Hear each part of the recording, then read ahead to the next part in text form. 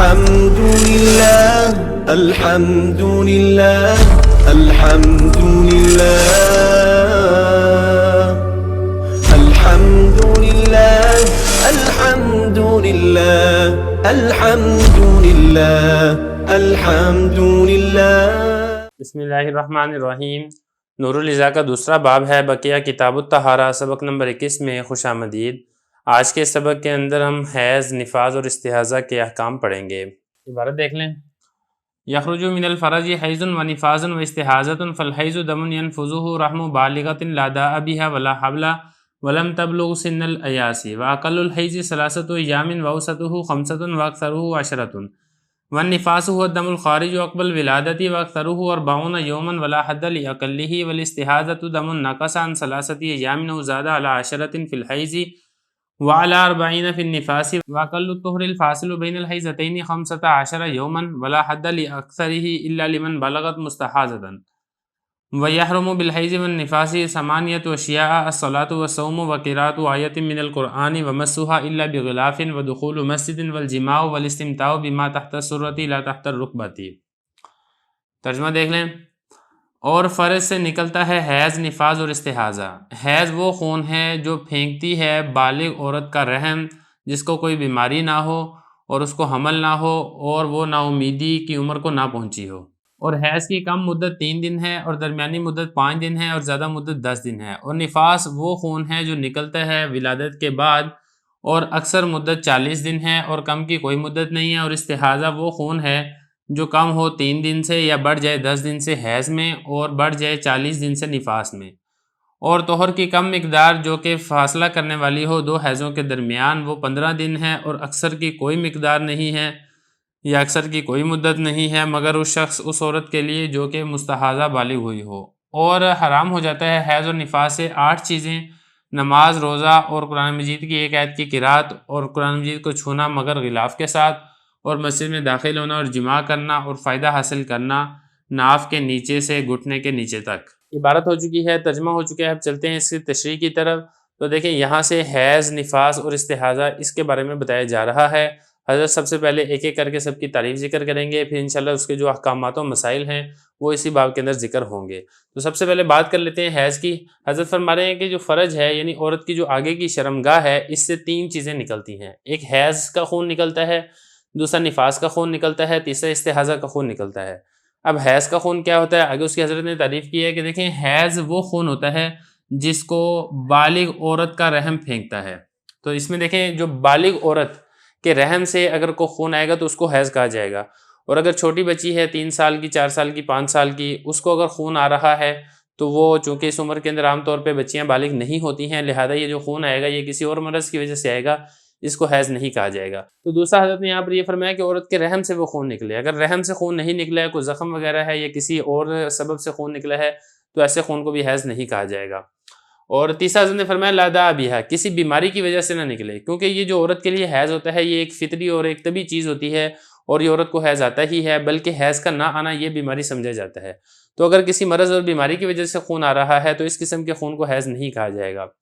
ولا حاملہ، اور وہ جو عورت ہے وہ حاملہ یعنی حاملہ بھی نہ ہو، کیونکہ حالت حمل کے اندر جو عورت ہے اس کو حیض کا خون نہیں آتا ہے، اسی خون سے بچے کی پرورش ہوتی ہے اور بچہ بنتا ہے۔ تو اگر عورت کو حمل ہے پھر اس کو خون آ رہا ہے تو یہ والا جو خون ہے یہ حیض کا خون نہیں ہے، یہ کسی اور بیماری کی وجہ سے خون آ رہا ہوگا۔ اور اسی طریقے سے جو عورت ہے وہ نا امیدی کی عمر کو نہ پہنچی ہو۔ دیکھیں جو عورت ہے اس کی حیض کی ایک عمر ہوتی ہے بالغ ہونے کے وقت سے لے کے اس کے کہاں تک اس کی عمر باقی رہتی ہے، اس کے بارے میں مختلف اقوال ہیں۔ ایک قول 50 کا بھی ہے، ایک قول 55 کا بھی ہے، ایک قول 60 کا بھی ہے۔ تو 55 والے قول کو اختیار کیا گیا ہے، لیکن کچھ علماء نے یہ بھی فرمایا ہے کہ آج کل کے دور کے اندر جو فتویٰ ہے وہ 50 والے قول پر ہے، یعنی 50 سال کی عمر تک اگر عورت کو خون آئے گا تو اس کو تو ہم حیض کا خون کہیں گے، اور 50 سال سے یہ عورت کی نا امیدی والی عمر شروع ہو جائے گی۔ اس عمر کے بعد اگر کوئی خون آتا ہے تو وہ حیض کا خون نہیں ہوگا، وہ کسی اور بیماری کی وجہ سے خون ہوگا۔ یہ تو ہوگی حیض کی تعریف، حیض ہوتا کون سا خون ہے۔ اب حیض کی مدت بتا رہے ہیں کہ حیض کی مدت کتنی ہے۔ تو حضرت نے 3 مدتیں ذکر کی ہیں، ایک ہے کم مدت، دوسری ہے درمیانی مدت اور تیسری ہے زیادہ مدت۔ فرما رہے ہیں کہ حیض کی کم سے کم مدت 3 دن ہے، اگر 3 دن سے کم خون آئے تو وہ حیض نہیں ہے۔ درمیانی مدت عام طور پہ عورت کو 5 دن تک خون آتا ہے اور زیادہ سے زیادہ 10 دن تک خون آتا ہے۔ یہ حیض کی مدت آ گئی اور حیض کی تعریف آ گئی. اب آگے نفاس کی تعریف بتا رہے ہیں کہ نفاس کون سا خون ہے. فرما رہے ہیں کہ وہ خون ہوتا ہے جو بچے کی ولادت کے بعد آتا ہے. دیکھیں جب عورت بچہ جنتی ہے تو بچے کے جننے کے بعد ہی عورت کو خون آنا شروع ہو جاتا ہے. یہ جو خون ہے اس خون کو نفاس کا خون کہا جاتا ہے. واکثرہ 40 یومن، اور زیادہ سے زیادہ جو اس کی مدت ہے وہ 40 دن ہے. 40 دن تک نفاس کا خون آ سکتا ہے. 40 دن کے بعد اگر خون بڑھتا ہے تو وہ بڑھنے والا خون نفاس شمار نہیں ہوگا. البتہ کم سے کم کی کوئی مدت نہیں ہے. 1 دن بھی ہو سکتا ہے، 2 دن بھی ہو سکتا ہے، 10 دن، 15، 20، 25، 30، 35 کچھ بھی ہو سکتے ہیں، لیکن کم کی کوئی مدت نہیں ہے. فرما رہے ہیں ولا حد الاقلی 40، اور کم سے کم کتنی دن خون آئے گا اس کی کوئی مدت مقرر نہیں ہے. اب یہاں پہ دیکھیں حیض کی تعریف بھی آ گئی، نفاس کی تعریف بھی آ گئی. حیض کا خون کتنا ہوتا ہے وہ بھی آ گیا، نفاس کا خون کتنا ہوتا ہے وہ بھی آ گیا. اب آگے استحاضہ کے بارے میں بتا رہے ہیں. استحاضہ وہ خون ہوتا ہے جو 3 دن سے کم ہو یا 10 دن سے بڑھ جائے حیض میں. کیونکہ آپ نے پڑھ لیا کہ حیض کا خون کم سے کم 3 دن یا زیادہ سے زیادہ 10 دن ہوگا. تو اگر 3 دن سے کم خون آیا، عورت کو 1 دن خون آیا، 2 دن خون آیا ہے، تو یہ والا خون استحاضہ کا خون ہے. یہ اسی طریقے سے 10 دن سے بڑھ جاتا ہے، 12 دن، 13 دن، 14، 15 دن خون آتا رہتا ہے، تو اس قسم کے خون کو جو کہا جائے گا کہ یہ والا خون بھی استحاضہ کا خون ہے، یہ حیض کا خون نہیں ہے. یا اسی طریقے سے نفاس کی زیادہ سے زیادہ مدت 40 دن ہے. 40 دن سے اگر خون بڑھ جاتا ہے تو یہ جو بڑھنے والا خون ہے اس خون کو نفاس کا خون کہا جائے گا. فرما رہے ہیں او زیادہ یا پھر بڑھ جائے 10 دن پر حیض میں. وعلی 40 فی النفاس، یا نفاس میں 40 دن سے جو خون بڑھ جائے گا تو اس کو کہا جائے گا استحاضہ کا خون. اچھا اب اس میں بتا رہے ہیں کہ دیکھیں اب حیض بھی آپ نے پڑھ لیا ہے، استحاضہ بھی آپ نے پڑھ لیا ہے، تو پتہ کیسے چلے گا کہ عورت کتنی عرصہ یہ پاک رہی ہے. تو دیکھیں حضرت فرما رہے ہیں کہ جو پاکی کا زمانہ ہے عورت کا 2 حیضوں کے درمیان، پاکی کی کم سے کم مدت 15 دن ہے. 15 دن سے کم یہ پاکی کی مدت نہیں ہو سکتی ہے. تو اگر تو عورت کو حیض آیا تھا، مثال کے طور پہ عورت کو 7 دن حیض آیا، اس کے بعد وہ 16 دن پاک رہی ہے، تو زیادہ سے زیادہ پاکی کی کوئی مدت نہیں ہے. زیادہ سے زیادہ 2 سال بھی ہو سکتے ہیں، 3 سال بھی ہو سکتے ہیں عورت کو خون آیا نا، یہ ممکن ہے. اب 16 دن اس کو خون نہیں آیا، تو چونکہ 15 دن سے بڑھ گئے لہٰذا درمیان والی مدت ہم کہیں گے یہ پاکی کی مدت ہے. اس کے بعد اگر اس کو دوبارہ 4 دن خون آتا ہے تو اس خون کو حیض کا خون شمار کیا جائے گا. یہ فرما رہے ہیں کہ جو طہر ہے اس کی کم سے کم مدت الفاصل، وہ طہر جو فرق کرنے والا 2 حیضوں کے درمیان، وہ 15 دن ہے. ولا حد لاکثری، لیکن اکثر کی کتنی مدت ہے؟ اکثر کی کوئی مدت نہیں ہے.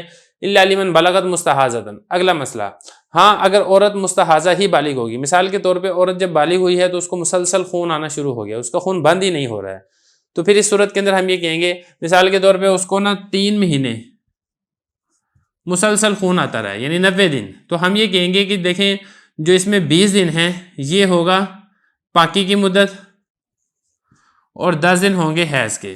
تو اب یہاں پہ دیکھیں جو پاکی ہے اس کو ہم نے 20 دن شمار کیا ہے. تو یہ فرمایا ہے کہ جو پاکی کی مدت ہے ویسے تو 15 دن ہے اور زیادہ کی کوئی مدت نہیں ہے. البتہ جو عورت استحاضہ کے طور پہ بالغ ہوگی اس کو پھر ہم یہ کہیں گے کہ جو 10 دن حیض کے ہوں گے، جو اوپر والا 20 دن ہے وہ استحاضہ والا خون ہوگا اور وہ عورت اس کے اندر پاک شمار ہوگی اور اس کے اندر اس کے لیے نماز روزہ کرنا یہ لازم ہوگا. وَيَحْرُمُ بِالْحَيْضِ وَالنِّفَاسِ 8 اشیاء. اگلا مسئلہ فرما رہے ہیں کہ حیض اور نفاس کی وجہ سے 8 چیزیں جو ہیں یہ حرام ہو جاتی ہیں. وہ کون کون سی چیزیں؟ نمبر 1 صلاۃ. حائضہ عورت ہے یا نفاس والی عورت ہے یہ نماز نہیں پڑھ سکتی ہے، نہ فرض نہ نفل، اور اسی طریقے سے روزہ بھی نہیں رکھ سکتی ہے.